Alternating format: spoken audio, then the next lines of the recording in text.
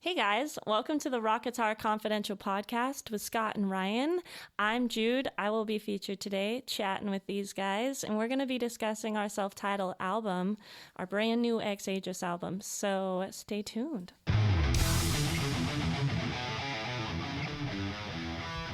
Okay, so now we've got all the bump stuff Okay, so the bump stuff's done. taken care of. Very cool. And we're not talking about narcotics. Sounds kind of Walter White there. The whole thing you just said sounded very Walter White. It's all been taken care of. Yes. The bump is no longer an issue. For legal reasons, I'm not affiliated. Right. Actually, I think that's pretty wise. You know what I mean? Let's not be associated with any of this. Right. That's so funny. So, Oh my goodness. So, well, I want to start by saying welcome to the Rock Guitar Confidential podcast with Ryan Scott, and today with... Oh, hey, I'm Jude. Yes, we are fortunate to be joined by Jude Morgan once again, and this is a special episode that you're tuning into, but you didn't know it. Well, actually, you probably read the description. You probably know it. But anyway, this is going to be all about a song-by-song breakdown of our new record that's just dropped, if you're listening to this now, probably just this week. So, what do you think, Ryan? Fingers crossed. Fingers crossed, yes. Yes. Exactly. I love it. If you're listening to this, hopefully you're interested in that. We're going to walk you through the album, track by track, and just kind of talk about each song and, kind of what our thoughts and memories are of recording it and what do we think about it and how much you should love it. I'm going to guess 10, 12 stars, something like that. Oh, easily. At least. There's going to be a whole new rating system Exactly. developed to make room for all the stars. That's how we judge success of this album. It's like everything just gets thrown out the window and everyone starts over. What a rock album's supposed to be is now going to be redefined. Yes, which is important because we made this album for external validation purposes. That's the only reason you should do anything. That's the only really. reason, right? Yeah, I mean, 'cause totally. what you think of yourself is nothing. What other people think of you is everything. So that's words to live by. That's right. Yeah, it's true. A group of people who teach the next generation to make art. Right, yeah. I just made this album so I'd have something to put on my TikTok. Exactly. Yeah. Well, no, it'd be like 4 seconds long if we did that. Like, look at this. Woo! Well, all and so right. look how much content we have. that's true, that's true. Yeah. We've got TikTok videos planned for the next 10 years Yeah. with this Right. album. I think it's a very Absolutely. optimistic thing TikTok's going to exist in 10 years. I mean, Instagram's lasted this long. That's true. All right, so let's dive in. Let's start with track number one. Well, intro. Let's talk about the intro. Well, so the intro, it's actually called Space Murder by Albert Bernstein. that literally is true. Yeah, well, I didn't. Well, tell the story, Ryan. Like, what's it from? Yeah, so I didn't make that discovery until I was, putting together all the finalized mastered mixes, and I was thinking about licensing and if I'd be stepping on anyone's toes. Yeah. Or clothing hooves. as it Yeah, might be. right. Yeah, exactly. So, okay, so there's this really shitty sci-fi movie called Saturn III, starring Kirk Douglas, Hey. Farrah Fawcett, and an overdubbed Harvey Keitel. Overdubbed with a British accent. Correct. Which is Yeah, so they- funny. They Yep. overdubbed him with Yeah. a British accent, like he Yep. couldn't do it himself. Yep. And so it's about so Kirk Douglas and Farrah Fawcett are on this moon of Saturn, where they're trying to like hydroponics are going on. They're trying to grow food for a destroyed Earth. Futuristic movie. Totally, and it may become a documentary someday. Yeah, exactly. Right. Good thing that could never happen in real life. That's good. Yeah. Yeah, so Kirk Douglas, it came out I think in 1980 or 1981. So this is right after Star Wars and Alien, which Yeah. totally set the Yeah. bar. And this is like prime Farrah Fawcett time too, though. This is like, correct, and definitely not prime Kirk yeah, Douglas. just a little past his prime. Yeah. There's a scene in the movie where he's wrestling naked with Harvey Keitel that he insisted be in the movie. Him or Keitel? Which one? Kirk Douglas. okay. There's lots of Kirk Douglas butt. Keitel's in his voice in the movie. He's like, "Would you fancy a wrestle there?" That's right, love. Chip, Get in the tree. bomb and let's get on Right. here. Yeah. Boy, This is critical to the plot. now we're getting into Harry Potter territory. Don't get me started. We've done this on a previous podcast. Whoever producer saw that and said, this guy should have a British accent. I don't like his Yeah. voice. We didn't make it a British person. Yeah, so Kirk Douglas, to prove to audiences he still possessed his virility, insisted on naked fight scenes. So that's one goofy thing. That does explain a lot, though. So the song is from this movie? And so there's a spaceship crawl, just like there is in Star Wars or Alien, but the intro music is what's playing during the spaceship crawl in the very first scene. Now, there's some inventive special effect. Well, let me back up. So Harvey Keitel, they're supposed to receive this robot helper named Hector. He's a demigod series android powered by aborted baby brains. Oh my god! So the way that you like every story. Right. So Harvey Keitel murders the guy who was supposed to deliver the android and program it. So like the UPS guy? Exactly. Yeah. So he's like a sociopathic Kill the UPS guy, right? Yeah. So Harvey Keitel shows up. And they have this way of, it's called direct input in the movie, where there's like a little receptacle like below his occipital ridge, which is like below your skull on the back of your neck. So he puts like a little receiver and a pin in the back of his neck. And then Hector does what Harvey Keitel does. Well, it just so happens that Harvey Keitel is a sociopath and he has a crush on Farrah Fawcett. So like everybody in the world in 1981. So now so does Hector, and he runs around like on a murderous rampage. Anyways, by the way, people, you will never get that time back in your life. The time you learn about the movie that you'll never see, that's gone forever. You know Under what? deathbed, you can look back at that and say, if I only had that time. Yeah, It's you just know what? about the intro, people. Okay, well, I mean, and also the first. Let me back up. Oh no, there's more. So Can't we just stop it? There's a movie made in like 1980 that was terrible. They had this song music. So the movie did very poorly. Shockingly, I can't. So the original director was a dude who he worked on Star Wars, but then he got spinal meningitis and died. Oh no. I might be getting the timeline wrong here. Anyway, so they hired a guy named Stanley Donen to finish directing it, and his experience was in producing musicals. Not sci-fi horror films. So it became Space Murder the musical. It's campy. Anyway, and anybody out there. So the movie did poorly. So yes. So they ran it on Channel 31 back in the early mid 80s when I was a kid all the time. Yeah. If you Google a picture of Hector the robot, you'll know why it gave 5-year-old me nightmares. I get you. Yeah. Now, as a segue.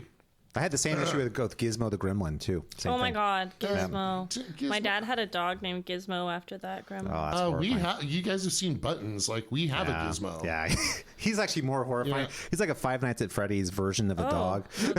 Or she Buttons is like no version. Hector, right? Yep. Hector. See how his eyes are just like these two little Over light bulbs here? on a stalk. Yeah, it's kind of like on a microphone arm with springs. He's got that's- a butt though. Look at that. Right? Totally. Well, he's a demigod series. He's Seriously. a demigod robot. Yes.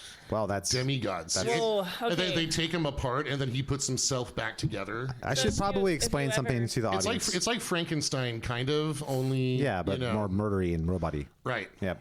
But this is, you guys ever should know, Ryan's just super into horror movies. Sci-fi and horror is his sweet spot. Oh, so yeah. there's no doubt that this is a movie that he would gravitate towards. The music is great. It has set the scene. We kind of thought this would be great opening music for like the concert. I mean, it is. Well, it's suitably epic, Yep. because I know it was in some other production, but because it was in this movie, it didn't get the attention it deserved. Yep. So it's going to get now through the Aegis album. It's the intro music. Right. I figured Ozzy Osbourne had the Carmina Burana. We needed something else that was suitably epic, and I love a good underdog story. That's true. So that's why. It's kind of the Rudy of sci-fi horror movies. It really or hopefully not. It's more of like the Air Bud of sci-fi I'll movies. take it. I'll Yeah. take Kirk it. Douglas is like, I can wrestle Harvey Keitel naked if I really believe. It's one of those I things. believe in yourself. Yeah, it's If you like campy sci-fi, Anything is possible. then it's It's a worth great it. way to open the album. That's true. It It's makes it even suitably more epic. fun to know. Yeah, yeah, like that- people who don't know anything about this movie are going to be like, it's super. Now- I'll tell you because that of I didn't Aegis. know a lot about it until this second. So Yep. Well, that segues into the proper opening of the album, which is the song Shadowlock. Now, Shadowlock was kind of influenced by the movie. Like the title was. The whole initially. album is not about the movie, folks. Yeah. It was just It so just the starts this the way. intro the intro is kind of tethered to the first song. It is. Now, why don't you talk So- about the process of writing the riffs and the chord changes and stuff, and I'll talk about the lyrics, and then Jude can talk about the singing part. So, Okay, cool. So one thing real quick. So okay, wait, this is not about Saturn the last Seven. Right? thing. It's Movie. 3. Yep. The term Shadowlock. So the reason that Harvey Keitel and Farrah Fawcett are in big trouble when the robot starts rampaging around is because they're on a moon of Saturn. Okay. When Saturn passes between the moon and the sun, they're shadow locked, and they can't get and Earth, and they can't get their transmission back to Earth, so they're basically stuck for 6 months with no communication capability. I gotcha. So that's where the term shadow lock comes from, and Like I just thought it sounded cool. It does sound cool. So let's talk about the music though. So how did the process of writing the chords and the riffs and stuff? 'Cause this is one you're basically doing all the Did music it on this, with the start- exception of the middle Wait, I have a part. question that'll lead into both of this. Did the lyrics or the music come first? Music came first. All right. Music came first. Yep. So no, we did like the middle part together, but like the whole like rest of the song was all your creation. So Oh, absolutely. So there's two things. So there's two things that inspired the riffs for Shadowlock. One is, I was basically thinking this is. I came up with it at first. I think right after seeing King Diamond for maybe the 4th time. okay. And they've been teasing a new song that's on their forthcoming new album for, thanks to the pandemic, now A couple of years, yeah. 4 years, I think. Right? This is the Madness. The what's it called? Masquerade of Madness. Masquerade Madness, yes. which is a great song, by the way. It is a great, of course it is. It's Andy LaRock. It's King Diamond, right? Yeah. So that first riff, I just thought to myself, because I'm waiting the new album, like, what would I want the first song on the next King Diamond album to sound like? Oh. And that's where the riff came from. And then there's another little part of that riff that I stole from a Kiss song. Oh, nice. Yeah. Which will go unnamed. Because Gene will definitely sue Oh us. shit! Yeah. Okay. I'll just say it's a movement that you can find on multiple 80s Kiss albums. Okay, that's good enough. That's good enough. So I'm mining Digging a hole. some obscure stuff. And the middle section became this long instrumental section that we kind of had for a while that wasn't really anything, and then we just sort of like came up with this cool melody part, and then it just led into the great solo that you do at the end, which is really, really cool. Oh, and your solo totally rips too. And then we've got that, when the floodlights come up at the concert moment with the harmony guitar. Yeah, it's true. Yeah. Now, what's funny about the lyrics on that song is I remember like knowing that, because we from the beginning, Shadowlock was the chorus on that. So I remember thinking, okay, how am I make this not about Farrah Fawcett and Kirk Douglas in space? So I'm going to take that lyric and it's going to refer to a shadow-like emotional Shadowlock, like where you feel like you're trapped in this like dark place, that kind of thing. You know what I mean? And Is there a murderous android chasing there's you not. in your heart? There's only you having doubts in yourself, and also thinking the world around you is controlling you when really you have more say than you think. And that's kind of what the lyrics are about in that song right there. And then not giving in to hopelessness, even though you can feel it. Does that make sense? That's that's sort of not pretending like it's not there is not an option, but not letting it have sway over you. That's kind of what I was trying to do Not letting it have lyrically. the power. You know what I mean? Even though you can feel it in your heart that you are in this dark place. You know what I mean? So, but realizing that there's always a way out. You know what I mean? Fear is a mistake. Hopelessness is a mistake. It's the only thing we have to fear. Yeah, it's true. Is fear itself. I can't remember who said that though. I think it wasn't SpongeBob. I think it was Michael Scott. I think it was Dora the Explorer. Now, what's funny though with the lyrics or about the singing, Jude, is that for most of the album, I was here and I was kind of helping you with it. Like, well, dude, this is the one song. Well, no, Rising to a degree too, where I wasn't really here to It's a help. whole different story. Yeah, it's true. Yes. But like, we'll get to that in a second. But like, how did you approach the vocals? Like, what was your memories of recording it and stuff This like that? particular song, it was like a really late day too. Friday. Because it was like after work, and it was the only time we could get together that week, and you couldn't be there. Yeah. And that's hard because you're really good at like guiding me if I'm confused about the melody or whatever. So it was just kind of like, I'm tired as shit, but we gotta do it. And it ended up being, I feel like it was fine. I feel like we had, it was more than Are you fine. kidding? I mean, we ripped right through it. I feel Yeah, like. We it got wasn't through a it challenging fast. session at all. Yeah. It is kind of, I think we came back to Shadowlock though and added more harmonies later. Yeah, made it more epic. Yeah. Because I think the where it sat originally, like we all knew that it needed more. Because Yeah. it was like, this is too epic of a song for what the first round of recording did. But then when we added like harmony after harmony after harmony on the chorus, and it finally got that huge effect. Army of Judiths. Yeah. Army of It Judes. really created a choral army multiple times.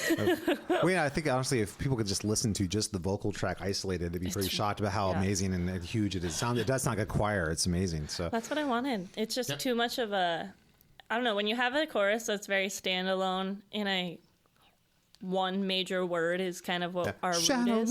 Like you really need that to be big. Yeah, it's true. You know, the funny thing is too, I remember hearing when I heard the track, I remember thinking, well, God, that's exactly what I would have asked her to do if I was there. That. I mean, it's so funny. I'm like, I literally thought, well, baby, I'm just not even necessary. I shouldn't even be here. So clearly I don't do anything. You know. We'd been working together for a long time by that point, though. So I think, like, I knew what you were looking for. Yeah, clearly. And you and Ryan have always been very, like, fully on the same page. Yeah. So if, you know, so it's like if I'm missing one of you, the other one's going to be able to speak for each other. Well, I was blown away. I was like, wow, I don't change anything. It's right on the money. It's exactly what it should be. You know what I mean? I remember feeling more nervous that you would like it. I was like, God, I have to. You know what's funny is that the one part that I still love, and it gives me chills whenever I hear, is there's a line in the second verse that says "so unreachable," and the way you hit that high note, it was like, I was like, that is so perfect. That's exactly what I was hoping. I love that. You know what I mean? That's like beautiful. You know, that actually really that line is like exactly what I'm talking about. Like, you know, the stars are cold and distant. You know, they're so unreachable. Like, no, there's no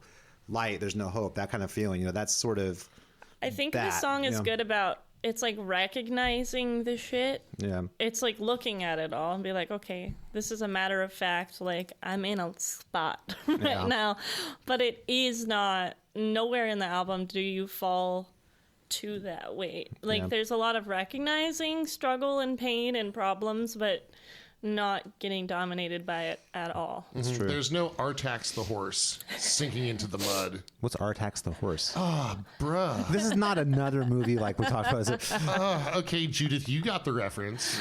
I need you to explain it, though, because I'm really good at references, but I'm bad at explaining it. All right. I'm so glad that I'm not the only one who's confused by that reference. Okay, so you've all seen The Never-Ending Story, yes. right? Okay, oh, that's been there we go. so, dude, I can tell you right now for a fact, the last time I saw The Never-Ending Story, it was like the last day of school in like 4th grade. I watched it. Okay, now, what is I watched the it saddest last year, scene? and I just wasn't it Atreyu, not Artax? No, okay, Atreyu is the kid. protagonist. Okay, his horse's name was Artax. Okay, see, I was having a moment where I was like, is this Never-Ending Story or am I wrong? I'm really trying to like grab the nerd ring on this podcast. I watched it last year. There can be only one, right? Again, because I watched it all the time as a kid and I just sobbed. I was like, I forgot how hard. Yeah. I just remember the song. I remember the song to that like forever. And thanks to Stranger I still remember that. Yeah, exactly. And thanks to Stranger Things, everybody. I love a bunch of my Stranger Things. students started singing it last year. These guys are liars. That story ended.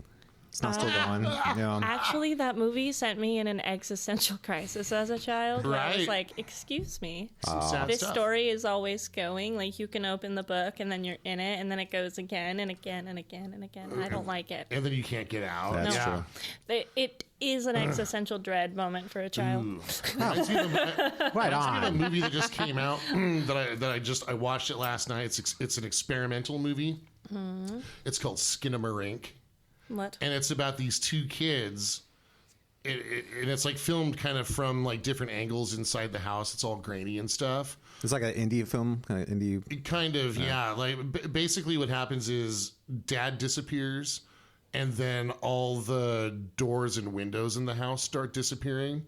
So the two kids huddle up and watch cartoons in the living room, while there's like an entity upstairs. That's like they fall asleep, and then all of a sudden there's like a chair on the ceiling. I don't like it. It's so good. That sounds creepy as hell. Yep, it sure was. Right, that's right up your alley, Ryan. Yep, totes. Left turn. You know what I'm going to see this weekend? Ant-Man. Cute. I think I do want to watch that. That sounds cool, but it's stressful. So I just have to mention to our listener that thank you, listener. when Scott and Judith arrived for the session today. Oh no. My girlfriend presented them with cake ladybugs. So sweet. Cake ladybugs. Misty is the best. Yeah, she is the best. Yeah. But you guys see how much niacillin I have. You have to counteract it. I have to counteract it. Yeah. I have to, or else I'll die of toxic shock. My liver. She'll die of toxic shock as well if she doesn't have it. She needs to have that. You guys are like a sun. You have the outpushing force of nuclear fusion being counteracted by the gravity. I'm like the nerd. I'm like the insulin of our relationship. I can not only tell you that, I know the actual fuel that drives nuclear fusion at the heart of the sun. Yes, right. Exactly. Like, this is going to sound super nerdy. I'm going to own that. You know what I do? Good. You should. In my spare time, when I don't have much of it, but I actually do study theoretical physics for fun. I have I'm going to get you a shirt that says, I studied theoretical physics for fun. I have a second cousin once removed who works at the Hadron Collider in Sweden. That's so cool, dude. That's rad. That's Shout so out cool. to Dave That's crazy. McGinnis. That's where they found the Higgs boson. By the way, that's where he works. Yep, and that's he pretty- moved to Sweden. That's what he does. By the way, a boson, for people who want to know, it's actually a massless particle that carries energy. So a photon be the most famous kind of boson. Anyway, let's move on. Next up is It's a song. amazing that we recorded a whole album. How did we do it? I don't know, right? Yeah, too much fun. Clearly, we enjoy hanging out That's with each true. other, and I think that I think the way we did it is the Nicolas Cage just did a movie about the unbearable weight of massive talent. which Nicolas Cage does not Does possess. not suffer from Hey, that. But have he's you an seen Louis actor. Wonderland? Nicolas Cage, his career peaked in Fast Times at Ridgemont High. No, When he Con was- when Air, he was baby. an extra. No, The Rock. About- The Rock. What was that? Oh, Pink? Was that what it was called? Oh, shoot. No, there's Pig. Oh, and then Pig. there's- Yeah. But then there's one from... Pink is the singer that swings around by her pantyhose. Oh, yeah. Like, one. I'll never get in a conversation with someone that, because she performed at the Grammys, and I remember, like, I think it was like my stepmom or something said, like, "You must love the Grammys. Isn't it so amazing? Pink swung from the thing." I'm like, "What was your music like, though? Did you listen to the music at all?" oh my god! So it's total sidebar, but did anybody see Nuno Betancourt standing around at the Super Bowl? No, that's just because he's super cool looking. That's I the don't reason even why. know Yeah. who that is. Nuno Betancourt's the guitarist from Extreme who plays with Rihanna. He's a but I mean Rihanna was lip syncing, and so was the band. Okay, So, I yeah. saw the funniest thing. So someone took like the dancing from the Super Bowl and like took the sound off of it and put the sound from Jellicle Cats from Cats because of the way they were dancing was just like. And she's just like, "I see you, Rihanna." That's so funny. Oh, that's so And great. so I know nothing about it other than it looked like they were from Cats. Well, you know what, though? Nuno Betancourt's the only guy in the world who can probably say he shared the stage with both Yngwie Malmsteen and Rihanna. It's just crazy. Pretty wide That's range yeah. there. such a monstrous talent. So great, I yeah. didn't. He probably didn't play a note. I But didn't hear him play a he note. just There was looks no- super cool. That's He why does- he's there. he does look super He's like the cool, right? coolest looking dude you've ever seen. Yeah, he's So like a it's guitar model. That's yeah, exactly. fine. But yeah. I want to hear him. But he play. can also play like a mother. He's not. Yeah. He's not a joke as a Dude, player either. No He's a joke at all. fucking He's monster. a monstrous talent Yeah. that I was looking forward to hearing. And he was playing with Rihanna. Right. So Well, there that's was because just people, no, Super Bowl halftime. I'd be there Not too. that I I'd don't stand there and think hold the Rihanna's guitar. good. I stand for her for sure. But yeah. Well, All right. yeah, totally. She can, but I don't think she was even singing. I think it was the Super Bowl. She was lip syncing. This She was this letting section people of the know Rock that Guitar she's Console never podcast coming is back to sponsored by music. Fenty. So anyway, the most inclusive makeup brand. yeah. So, all right, next up, let's talk about the song 2. This song is Rising. Now, this is one that you're pretty much responsible entirely for the music on this, Ryan. So, let's talk about the music part of it. Well, so Sorry. there was this thing. So Scott, you and I had been putting together song ideas for Yeah. quite some time. Yeah, the working title of this song for a long time was Kingsreich. Yes, it was. Right. Yeah. So the intro riff I had rattling around in my skull for a long time. Yeah. And so we had been writing a bunch of stuff, and then the pandemic happened. Yep. And then, everybody fell out of touch with everybody we kept in touch. Yeah, but I remember I got the lyrics done and they did the guide melodies for that. I think right around the time the pandemic hit, it was like that happened right around that same time. Because I remember Jude had the guide melodies and the vocal. Yeah. Like the at the lyrics. end of 2020 Yeah. or 2019. So somewhere before we all lost contact with each other, it was done before that. Yeah, so the way I remember it was I put together as much of it as I could, like to get the arrangement, because I wanted you to know that I was still serious about finishing this project. So during the downtime, I recruited Judith to do some vocals on it, just so that we could imagine it as an actual song The thing. scratchiest. This is scratch actually demos ever. really important because this is what brought Jude into the band. Yeah, that's so right. it's That was absolutely- the first thing I ever recorded myself doing. But not true, but first thing I ever recorded myself doing that I cared about. Self-produced. Well, I'm glad you cared about it. Yeah, Thank you. it was. But now listening back, it's so funny. I was having such a hard time with my stupid Tascam. Everything was weird. The volume was quiet. It's all right. I remember- I was working on an older computer. None of the Yeah. stuff that we've built up existed at that point. I remember the Strange. chorus though. You nailed. I remember the chorus. You were Totally. right there. I was It was like, so okay. fun. I was like that. She's got the I pipe. just- She you can know, do it. Still had a hamster in the song. Right, we got really faster. Okay, Ryan has an extreme anti-hamster agenda. So there was a line that we ended up changing that didn't include the word. You can probably guess which one when you Yeah, listen to the no, song. no. but- But we Hamsters. ended up recording that one last. Yeah, we did. Well, for the final For recording. the final. And I'll I think just- that ended up making it sound even cooler. Yeah. I'll just say that Rising's important to me because that was the lifeline that I wanted to send to you, Scott. Yeah, it worked. To prove that I was serious about finishing this and definitely that worked. work was still continuing. Yeah, no, right? there was, just so you know, there was never any doubt that it was going to continue. No, I know, but I mean, everybody felt uncertain, It brought and we me were all in, locked too. down, and it brought Judith, Brought Judith in the band. excited. Yeah. Now, lyrically, this tune is about, recognizing how much life can feel like it's beating you down all the time. Like just every morning, it's like you just get out of bed to get your ass kicked, and then go back to bed and wake up the next day, get your ass kicked again. But that, if you stay focused and you keep determination, you're going to get where you want to get. That's kind of that's what the Rising is about. Like, Right, it's you know about what I mean? turning it around and Yeah. kicking life's ass. Yeah, exactly. Saying I'm not a passenger, I'm Right. driving the ship. You know what I mean? And that kind of Yeah. thing. And I think that's kind of the message behind the song is that, and I think that so often people can kind of fall into this sort of feeling of like, why do these bad things all happen to me? Why is everything terrible happening to me? It's like, you're choosing that as much as it's happening to you. Instead You know of what the I mean? victim complex, this Yeah. is a survivor complex Yeah. song for Well, sure. it's about like realizing you have more strength in you than you think you do, and if you Yeah. want something to happen, you can focus on it. And you can put your energy in that direction. You can make it happen. I think that was a huge Yeah. part of like why I was super down to record it. I mean, beyond the fact that I liked the music and I liked the idea, the lyrics always resonated where I was just like, yeah, I need to remind myself of this shit. Yeah. Like, Well, especially in rock and metal, it's so easy to get into that sort of like, death and life is misery and there's no reason to be here. It's like this, Right. we need some positivity. It's true. But I mean, it's just kind of almost cliche. Some realistic positivity, yeah. though. Yeah, that's something that's true. Yeah. It's not I like toxic. music. I listen to music and write music to cheer myself up. Yeah. Right. I know what you mean. I mean, And why wait for someone else to release something when I can make it myself? yeah, and make it like kick ass with an awesome band playing with a amazing couple solo. friends. By the way, right. the Yeah, solo on the song, relationships, yeah. both solos are amazing. But this is probably my favorite solo of mine on the album. Is on Yeah, this one. you ripped it. That So was many good solos. So what was your approach? I just went for it, dude. Like, so I mean, I don't really compose my solos at all. I just play until something awesome happens. You know what I mean? And then And that's something awesome always does. yeah. And so just you wait till that moment where that's the one. You know what I mean? But I remember like I was recording this in my home studio actually, and I remember just doing a bunch of takes, and then finally I got it, and I knew kind of what I want. If I feel like I'm flying across rooftops, chasing like Batman or something like that, then I know I'm doing something right. You know what I mean? That's kind of what it feels like. Definitely, it's a flying across rooftop solo. That's kind of the feeling, like that scene like in Man of Steel where Superman takes off, that kind of thing. It's like that's what I wanted. That at the beginning of that solo, I feel like I'm taking off and I'm going to freaking just go crazy. You know what I I mean? love And that. I love that a lot. I want the energy and the excitement to be there. People talk about playing with feel all the time, and usually Yeah. that means like a crying, bending sort of thing. Whereas to me, I'm like, I want to feel like I'm flying through a canyon like Superman. You know what I mean? That's the feeling I'm going Right, for. flying on your way to the sun. Don't tell me I'm not playing with feeling. You know what I mean? That's, Don't you know, tell me.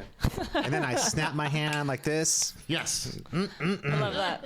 It's a good song. Yeah. Rising's it's a good anthemic, just powerful song. You know what I Dude, mean? absolutely. It's going to have a man. special place in my heart forever. I think Yes, it's going to myself definitely as be one of the ones we definitely release, some form or fashion, as a video or a single, some sort. It's a of single sure. quality. Yeah. Without a doubt. Well, I mean, all of them are. All of them are, yes. It's so hard to choose a Yeah. single when they're all so good. All right, let's keep rolling through. The next stop is going to be a song called "Not My Kind." Yeah, so Scott, that's a Scott composition. Oh, you're right. I did the whole thing on this, with the exception of the middle section. I totally forgot. I was like, Yeah. oh this yeah, is yeah. more of a Hey, Scott Ryan, composition. Tell us about what Yeah. you did. Now the middle section is Ryan. Ryan actually did an amazing. He actually went away. Kind of. We had this whole song existing, and I came in one day, and Ryan's like, "Check out this middle part." I'm like, "Oh, dude, this is so cool!" Like this whole talking about, like, arpeggio, the solo the section whole thing arpeggio with solo the- section. That was so cool. I wasn't even thinking that. Oh, well, thank now, in terms of the riffs and stuff, I mean, when I write a riff, I just want it to be awesome and hit me in the chest and say that's a cool riff. I want to hear that again. That's basically what it comes down to. And then when it comes to verses and choruses, I always want to have strong melodies and hooks. And so the guitar melody, I actually wrote this as a guitar melody like 6 years ago or something like that. And I remember thinking that melody was really cool. I loved the way it kind of, that da da da da da da da da. I thought that was really cool. And then for whatever reason at that time, the lyrics started percolating in my head that this is about like the most horrible thing that you can imagine, which is, well, this is something I've had some experience living in the suburbs, and I'm, a dad, and I've got experience like going to sporting events with all these other suburban people. And then I keep hearing Like stories Kanye? about Was Kanye at the soccer Kanye was game? at the soccer game. Exactly. Yeah. But now actually just like that too. So there's like all these stories about these like suburban moms like going off with the coach and like fucking him behind the thing while the kid's playing the game and stuff. I'm like going, that happens at, what like, the hell are you that doing? that It's happens at, like, or every banging suburban like the soccer pool boy or banging like the teacher or whatever. And I'm Very like, common. and I keep thinking like, what's going on? And the only thing I think is like, this person is so like, because I know what it's like to be a parent, because it's a thankless job and you have like nothing for you ever. So I could see like that feeling, like especially if you're like 27, 28, 29 years old. No offense, but it's like when you're not old enough to have like had the scars built up yet, you might think I need to recapture something. I need to go back and feel alive again. I need to feel like I'm a person. I'm not just someone who's making these little people lives go.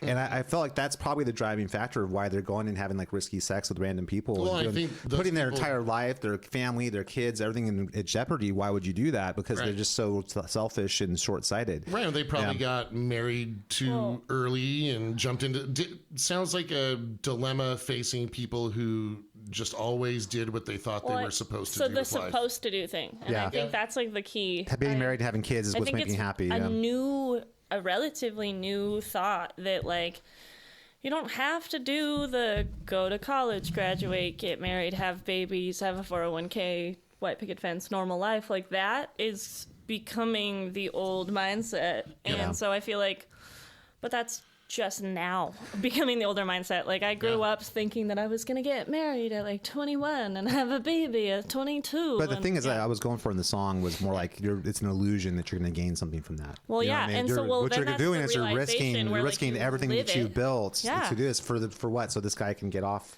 for But 5 minutes. That's basically what you do. Basically threw your marriage away, you threw your family away, And it sucks for but no it reason. Kind You of know, makes sense that someone could get there because Yeah. you're living this cookie. so you're kind cutter of seeing idea. it from both ways. You're seeing it from the perspective of the person who's making the terrible decision, and you're kind of vaguely seeing it from the horrible guy that's just taking advantage of the person who's in a weak spot. He can take advantage of to feel some pleasure for 5 minutes. Yeah, well, kinda- just blind sensation seeking is a characteristic of maladaptive narcissism. Yeah, sociopathy too. I think Yeah. I think it's I don't know. It's really at least in my life. Like I had a mom who didn't want to be a mom and I'm became one, sorry. and so it's like really it kind of hit home. I didn't really think of it so much as like maybe a shallow thing that you're doing to throw your life away, but it's just like the weight of this lie you've been living for so long. In your eyes it's become a lie because you've lost your identity, you've lost your sense of self. Like now you're drowning in what you thought you were supposed to do, and you don't know who you are anymore. You know, it's funny. I didn't even realize that was in the lyrics. That's amazing. I was just thinking, like, God, a big mistake. Why'd you do that? You know But what I mean? I feel like it could be so many things. Like It's about the tragedy of not wanting what you have. Yes, not appreciating what In you any have way. either, or taking seriously what your responsibilities are to people besides yourself too. In that situation, you know what I mean? Like that person has a responsibility to everybody in that. Yeah, this is that's the everything this to fictional lose person line. that doesn't exist, but it's like you know that's like you kind of are taking you're doing that in your kid's face too. You're It's not taking- just well, yeah. you know. I mean, it's like Yeah. you know what I mean. Like if you're banging the coach behind the thing, you're doing that to your kids too. You know what I mean? And it's You mean you're think banging your both kids? of my- yeah, that's what I'm saying. No.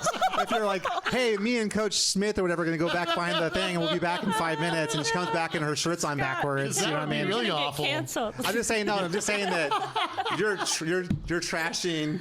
You're trashing the responsibility you Again, have to your kids. Is I what I'm trying to say. really resonated Yeah. with this song, though. Yeah. Again, I didn't even think of it so far in that very direct way. It was just like, I don't know, again, as a product of two people who should not have had children, like, in any way. Like, it makes sense. Like, my dad was out of the picture gone by the time I was 9, and my mom was checked out of being a parent by the time I was 17. So it was just like both of them were like, no. Sorry, dude. Like, That's rough. you But know? it makes, but again, it's like not that I want to have empathy for it because I'm, but it's like, understand, but I yeah. do, Yeah. and that makes me very wary of like I have to make sure that if I choose to be a parent, that it's something I really want to do, Right. and that I'm not going to lose my identity in that process. Well, it's funny. I look at it from a different perspective. Because I actually, have been married for like 20 years and have kids, and so it's like, there's no woman who's going to walk down the street that's going to make me think, hey, I'm going to throw this all away for that. Yeah, exactly. You know what I mean? That's the responsibility I have to people I love.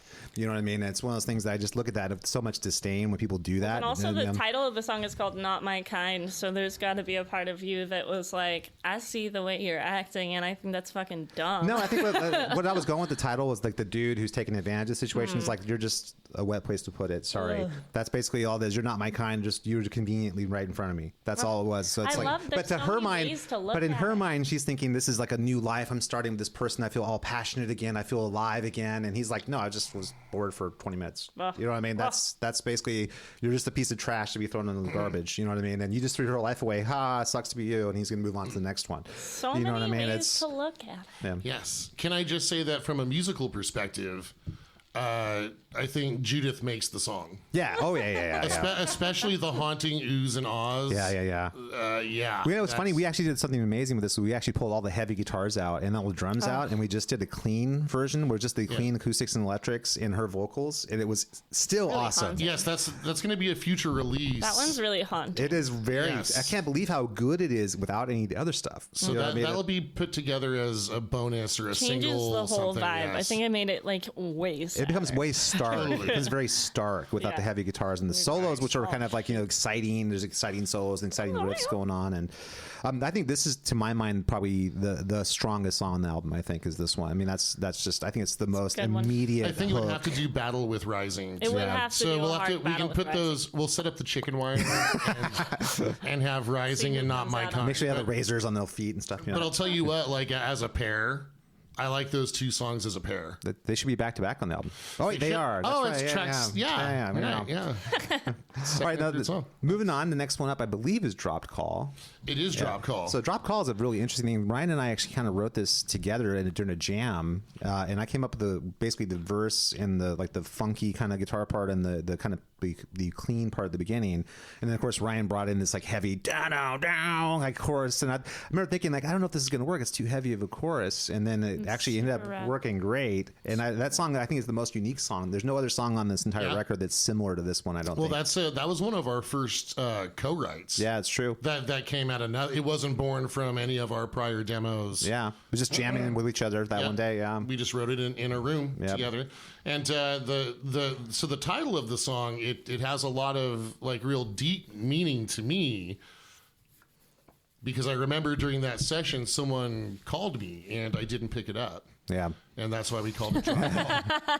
Hey, can I pick up on that thread? No, 'cause, Well- go ahead, I'm sorry. Well, I was just going to say, like, avoiding people's phone calls means a lot to That's a me. huge thing. It means a lot. That's Yeah. actually that's one of the things you identify yourself by. Well, you know? right. Like limiting the amount of time that I spend talking on the phone, that just really goes to the core of my being and identity. So avoiding that, it's really a principle that Yeah. I live by. I'm glad that you and do try that. to share that with others. I'm glad that you're so- putting. I resonate with that in a You know what, really Ryan? real You should way. be the change you want to see in the world, my friend. That's what you should do. You know? I try. Yep. I made it so my voicemail box doesn't work, so that if people call me, they find out quickly that they cannot leave a voicemail. Kind of an out of office sort Yeah. of thing. Yeah. Yeah. Yep. Okay, now lyrically picking up on that, this song was lyrically written, and this is one of the ones I've really tried very hard to be super ambiguous about what it would be, because the one perspective I think that you could take it is this is about a relationship, like trying to like reach the other person. You're disassociated for whatever reason. You can't. There's no conversation. There's nothing happening. It's basically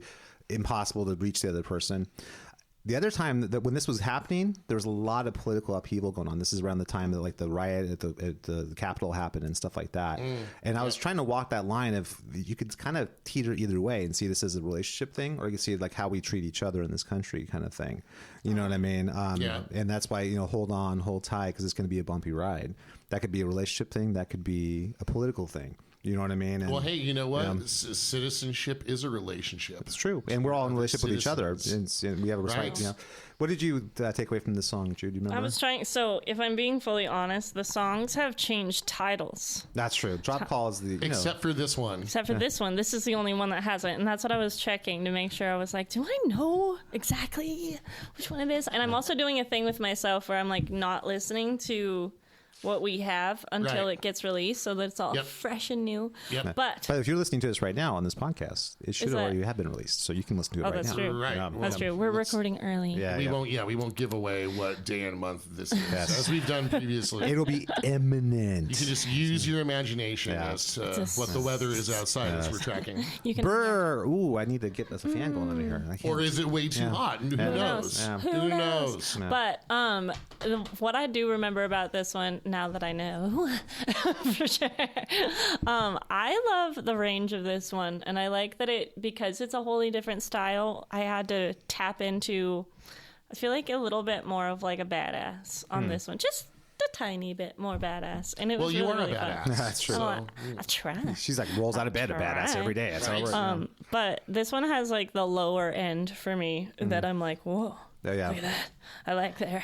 It was fun. I had a lot of fun with this one. This one reminds me a lot of like Alice in Chains vibes.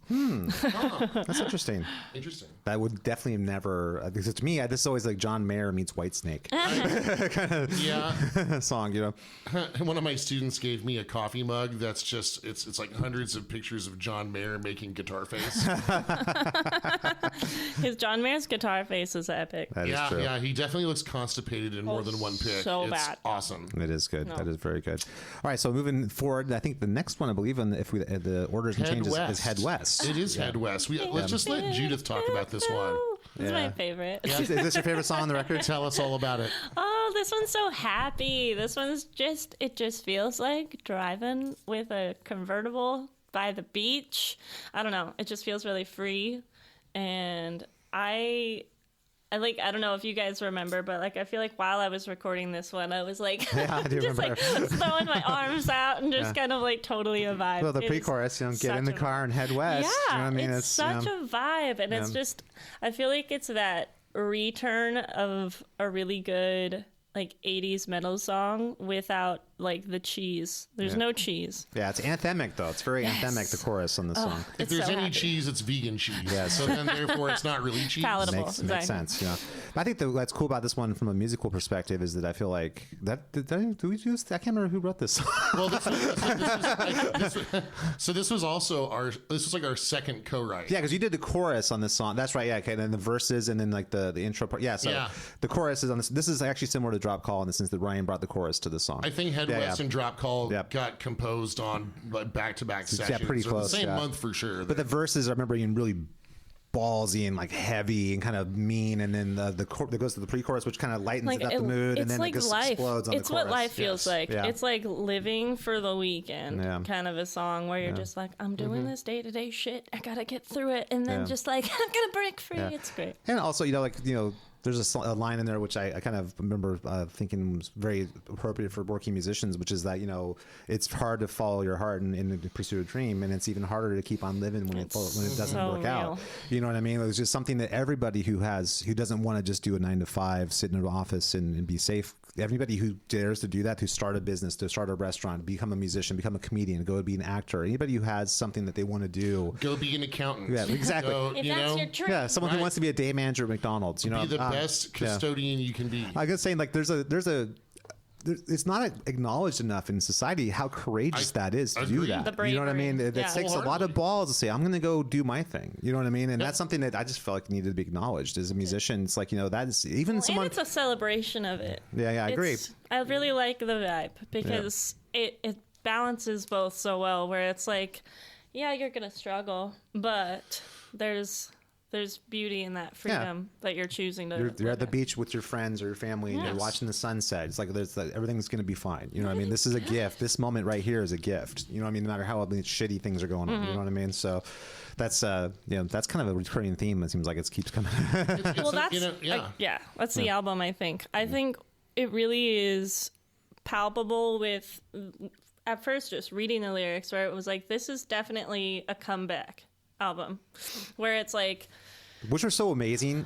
our first album is our comeback album. I know. Which is, like, it's Yes, kind of you can call it that. Yes. We're all in different, like, I mean, I'm in a different stage in my life, but I still very much feel like, you know what, like, fuck it, I'm going for it. I'm going to jump into this. Like, I'm done pretending like it's not what I want to do, and I'm doing it now. And that's kind of what the whole album feels like. It's like, all right, bro, me and you, we're going to jump into this deep end together, and it's going to be fun. Yeah, totally. And that's kind of what the album feels like.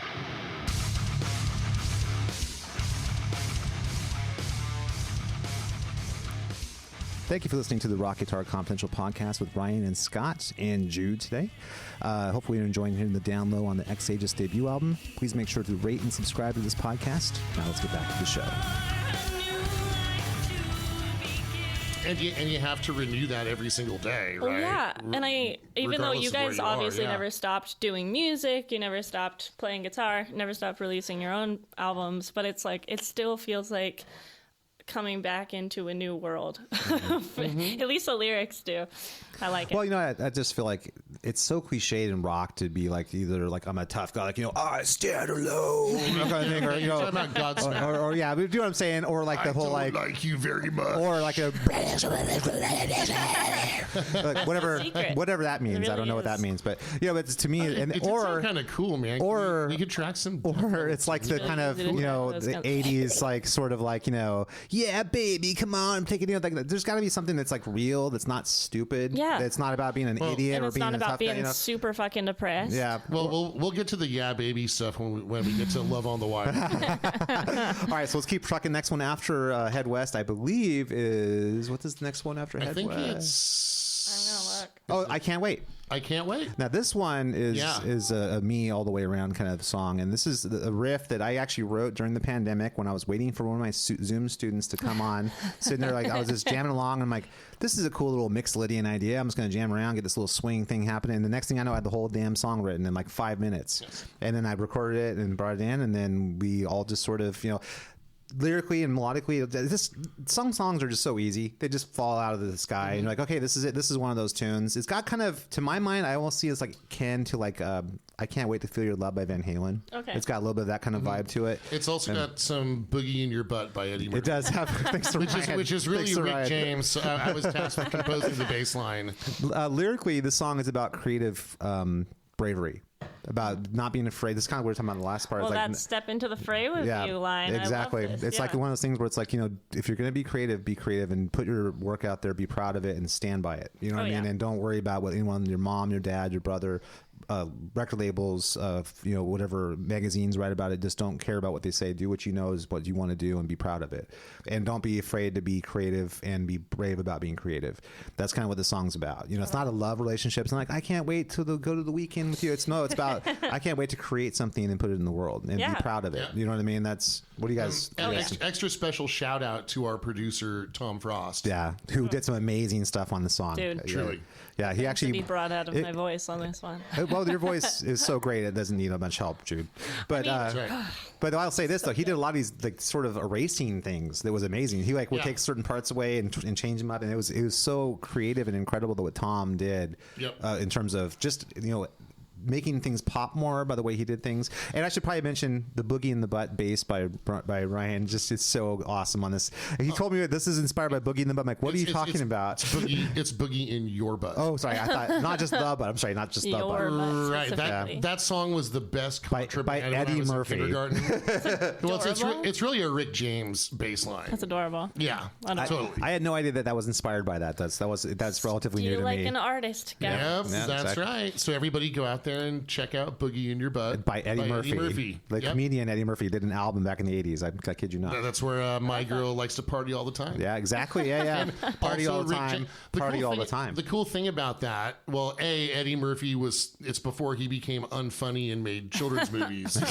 So it's back when Eddie Murphy was still funny. All right. This is raw, delirious Eddie Murphy. Right. They're like quality Eddie Murphy, not family friendly Eddie Murphy. I don't know, man. Dr. Doolittle's pretty pretty risque, man. Love that movie. See the NC-17 version? Eddie Daycare? Come on. It's a great movie. I'm over here melting. Yeah, I know. Whatever. But anyway, suffering those are basically all Rick James songs. Yeah. I So think if you Rick can tell. James Well, produced it, it needed that a little bit of a bluesy backbone. Yeah. Well, that song is just a fun. I mean, back to back with Head West, I think it's kind of cool. They're both kind of the up vibe kind of songs. You know what I mean? It's that same vibe. This one in particular, where it was like very in the lyrics, very straightforward. Like, I'm just stoked to do this shit. Yeah. yeah. I was kind of trying to channel Keanu Reeves. You know? Yes. Yeah. Wherefore art thou? Let's do this, man. I love Yeah. it. And that brings us to the next tune up, which I believe is Focus. Yep. And Focus is another tune that it's kind of weird. I wrote this like 7-string riff that was very powerful. And I remember like, it's almost like a vaguely thrash kind of song. It really is. You know, thrash meets kind of power metal, but with, more melodic vocals, that kind of thing. I love this. What are your memories of doing these guys? Just jump in, whoever, Dude, this song was definitely the most. You might not realize it listening to the album, but it was the most vocally challenging for me, because it was just like that intensity that I wanted to get. I wanted the grit, I wanted the power. And then that's another reason why Tom is amazing, because he ended up making the verses of this song sound so much cooler. Well, the gang vocals. The gang vocals, the way he added those in. So no, I just had so much fun with this one. And there's just such a duplicity between what the verse feels like to perform versus the chorus. And that's the whole energy of the song is just like chaos, chaos, chaos. Like, all right, chill out. Yeah. Well, focus. Yeah. Focus. Yes. What do you think, Brian? What's one of my fondest memories is Scott and I sitting at this very table, coffee in hand. So much has changed. Right. Reading single and pairs of words for the gang vocal. So the gang vocals are huge, but it's like coffee talk with Scott. Exactly. But angry. It's funny. I think that you picked up on the lyric part of that. Is that I remember really thinking of with modern life is very easy to not focus. You're just kind of everything's pulling you every direction. You got a million things and then in the middle when it goes to the chorus, it's like stop all that and focus. What do you focus on your intention, like what are you trying to do, like what direction you want to go, and it's trying to represent both sides of that. You have the modern, everything's just driving you every which way, and it's chaotic and it sounds chaotic, and then it's focus, and then that the opening riff I remember thinking is very focused. To me it's like trying to precisely understand like what you want to do in life and like where you're gonna what you're focusing on. It's like, I hate to say it's weird, when I hear like a lot of metal, it feels like it's angry, but it's unfocused anger. It's just like raging like a toddler in a room just thrown around. And I'm like much more like like assassin focus. You're more like Arnold in the Terminator. I want directed anger. My anger is going in this direction. It's going to focus on this thing I'm going to accomplish, and anybody who gets in my way is going to really wish they hadn't. Then it's not like man. It's like nope. Manifest. That surgical. Yeah, exactly. Like that's focus. There's a difference between focus, and I keep hearing the John Wick line in my head. It's like John is a man of focus. It's that like, kind of thing. It's like when the pest control guy comes over. He sprays the pesticide in like special places and all the corner. He doesn't just like spray it all over the place. Exactly. Yeah, very. And he looks a little too long at your wife or girlfriend too. Like hey, focus. Just keep on moving. Right. And then you take out your pesticide and you fire back, and then it's like a squirt gun war, and everybody dies. It's like the scene in Zoolander with the gasoline. Right. Yep. Anyway, so that song is Jitterbug my ass. This is kind of my take on like thrash. I think I wish thrash was more focused anger rather than just like wild, weird anger just going every which direction. Because to me, that's like I'm not impressed by toddler tantrums, which a lot of metal strikes me as toddlery. Because I made my end solo I was focusing on toddler tantrums.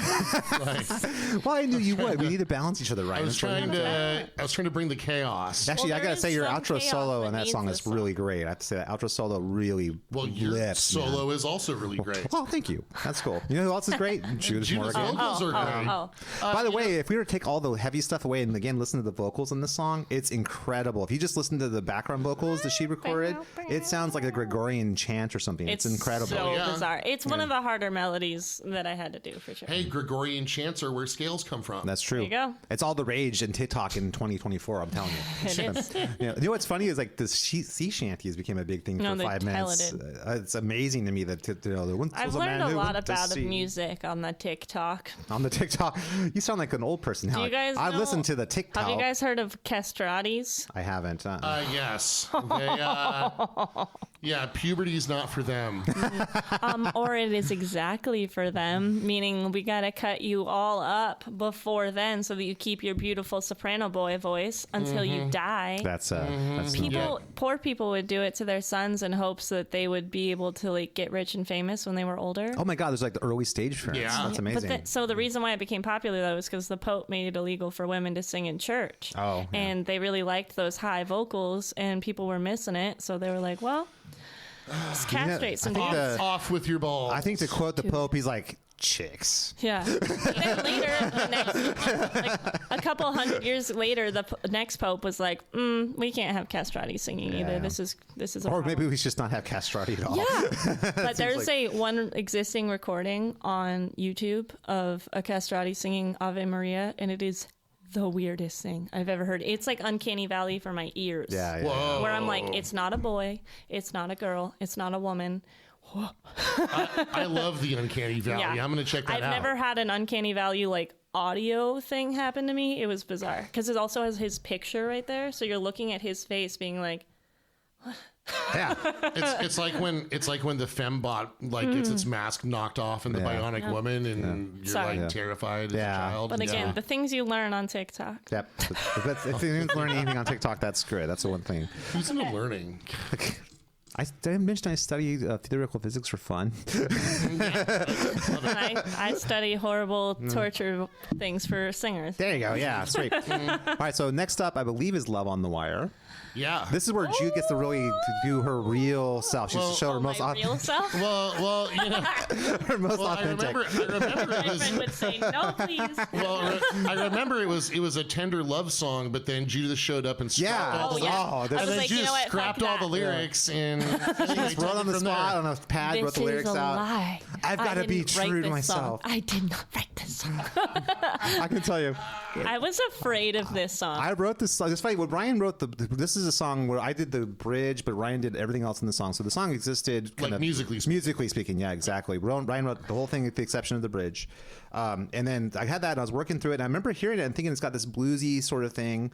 And I remember thinking this is about a total douchebag who's like just completely a scumbag, living 100% for themselves, total sociopath, taking advantage of people who don't understand that this person is not what they appear to be. And I wrote it from the perspective of just this dirtbag dude. And then So he made the switched douchebag a around. girl. exactly. And then when Jude became the singer of the band, I was like, oh, I got to rewrite this. We'll just basically just change. We'll just do pronouns swaps, and then the whole thing, and then it became about this horrible Which woman. I think made it way more compelling. Yeah, it's- Well, yeah, because I mean, like, we're kind of sick of hearing like about douchebag dudes, like Yeah. whatever, power to the women, but women can be douchebags too. women can everybody. be douchebags Yeah. too. It was definitely like I had to turn on my acting training. I was like, all right, And you did. That's I am someone absolutely. else. I remember talking to you about this when we were doing the vocals. Like, are you okay with like this not being this way? And you're like, I can play a character. I It's mean, fine. That's exactly. fine. It was like, Yeah. I'm really good at acting like someone I'm not. It's just funny now listening to it. There's still just this like, oh, it's still me. Yeah.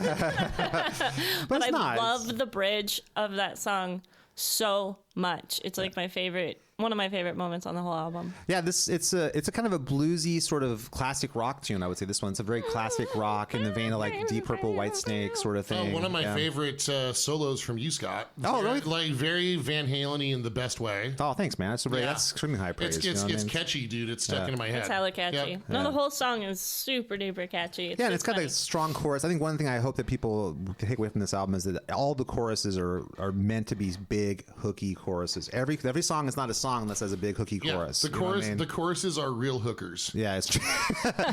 If you go down Auburn Boulevard at 2 a.m, you will see these choruses walking around. I spent a lot of time on Auburn Boulevard. But the whole point, though, is to have big hooky choruses. And then we actually had a really cool, and one thing that this song, and actually Head West did this too, is there's a nice little breakdown. And a lot of modern rock doesn't do the breakdown. Shadowlock has a breakdown. Yeah, you're right. Same thing. Yeah. Breakdown. So the breakdown really adds a lot of sort of anticipation because, the big choruses to finish the song after the solos. You know what I mean? And I just think that was cool. And you nailed the vocals on the harmonies, the hookiness for the chorus.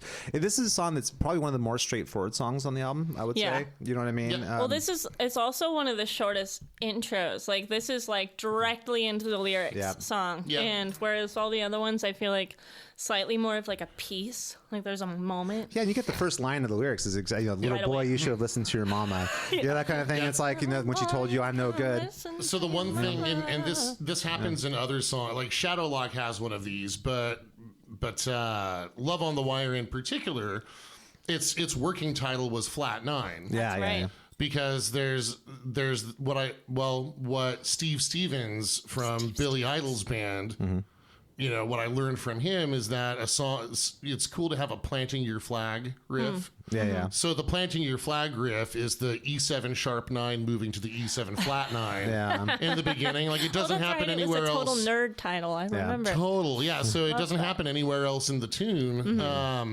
If you think about Rebel Yell, that intro riff, it's a planting your flag. I'm going to plant this flag. We're all going to rally around it, and then the song's going to start. Yeah. I love that. Yep. So That's cool. That's my favorite And part this song of has Love on the just Wire. got great solos. I mean, Ryan's got a killer solo on this one too, and it's just great hooks and stuff. It's just so Again, good. That bridge is so good. It's kind of cool. I like when it just changes directions. You're thinking it's going to go this, and it's like, okay, now we're just going to bring everything down. Well, and also it takes this entirely different turn where it's like it starts with this really shallow character who's like, ha, fuck you, you thought I was something I wasn't. And then it goes on this kind of like like stepping outside the perspective. Like how like love can in general sometimes fuck you up. Yeah, well, it would make you stupid. You know what I mean? Like, and it's one of those things that you kind of like, wow, okay, this person's amazing, but not really. You know what I mean? Well, and can I just add the breakdown bridge section? It really, Jude, showcases your vocal range. Yeah, it definitely does. That's true. And the harmonies are so break your cool when they heart come in and stuff.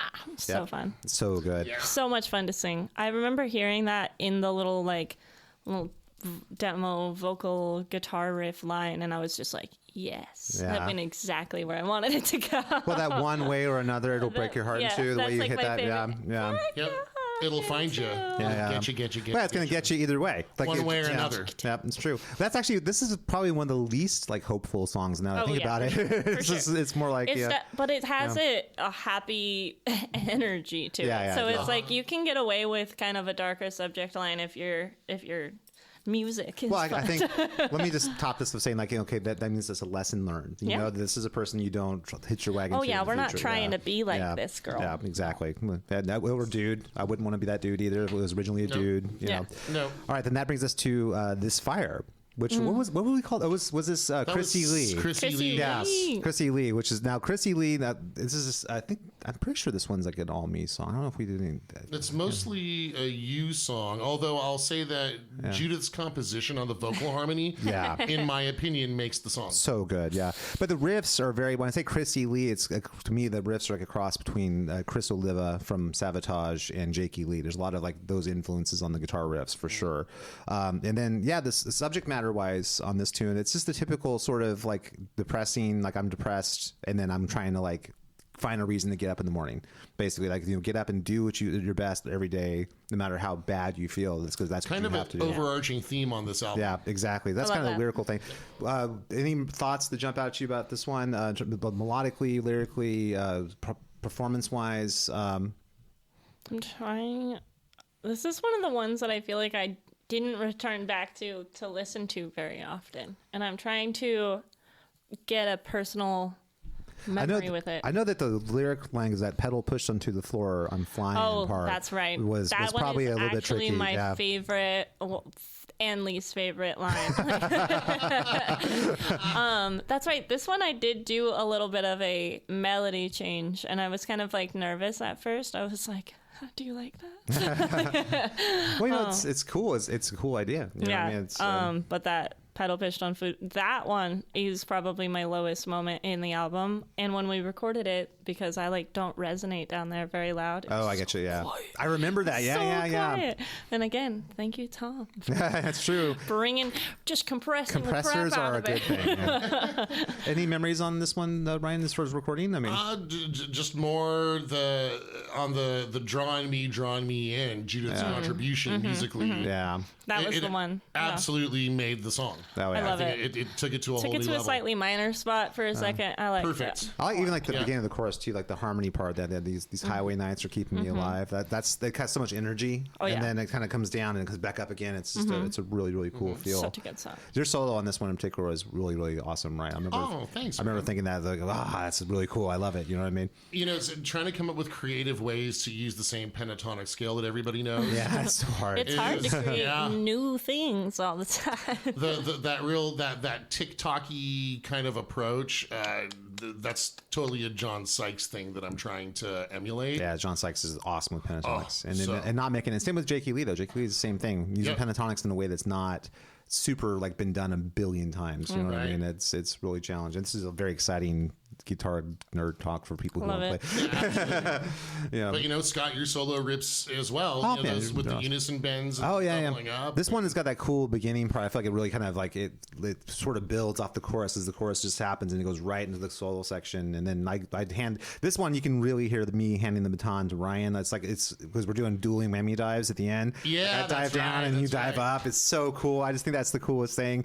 He comes in with I do a dive down at the end of my solo and he does a dive up. It's so cool. It is. It's that convergence. Yeah, exactly. It's literally, I picture in my head like handing the baton, like, okay, now you go Yep. kick some ass. You Yeah. know? And,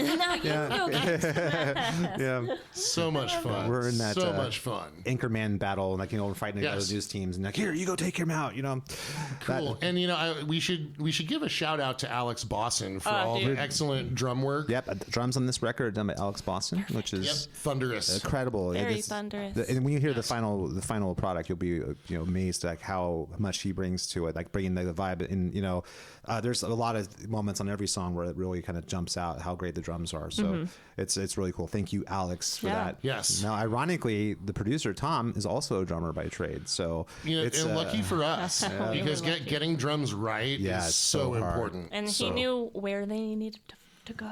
Yeah, Yep. EQing stuff like that's tough because you start Yeah. EQing drums too loud, and everything else becomes a mystery as how to fit it in the spectrum. It's crazy, you know? Right. And as musicians, drummers are always hanging around us. That's you true, know? yeah. And so They kind of glean some stuff from us as they go. yeah, I just thought it's just so cool that we had like two great drumming minds Yeah, on it's the true. project. I should probably mention A real bass. strength. Bass was a hybrid of Brian and I on this record. We Yes. did. So each of us took our turn doing bass on certain tracks. Yeah, we've got a great bass player. Yeah, it's called the both of us.